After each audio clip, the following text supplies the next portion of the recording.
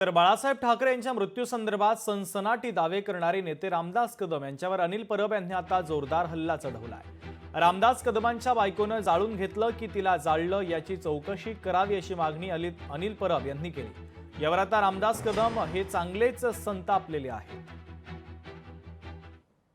रामदास कदम आज जे सांगतायत की नार्कोटेक्स करा, माझी नार्कोटेक्स करा, आमचं म्हणणं असं आहे की ही नार्कोटेक्स झालीच पाहिजे।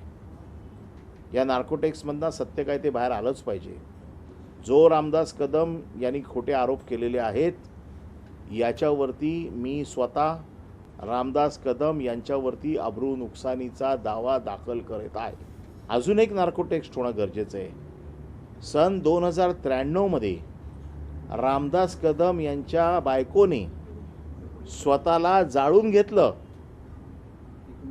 1993 ला रामदास कदम यांच्या बायकोने स्वतःला जाळून घेतलं।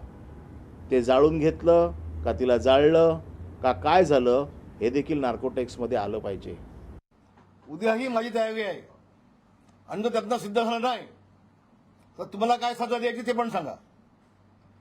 माझी तयारी आहे बिलकुल। त्यावेळेला माझी पत्नी 2 स्टोव होते, स्टोववरती जेवण बनवत होती खेळला।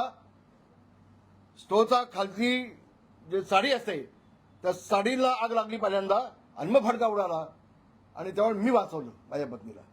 हे हात अजून आहेत साक्षीदार, हे जळलेलं माझे हात आहेत। माझ्या पत्नीला मी वाचवले। 6 महिने माझी पत्नी जसलोकमध्ये होती, 6 महिने मी ऍडमिट होतो तिथे। मी थांबलो होतो बाजूच्या कॉटमध्ये गुम घेऊन। तू आम्हाला काय सांगतोस रे?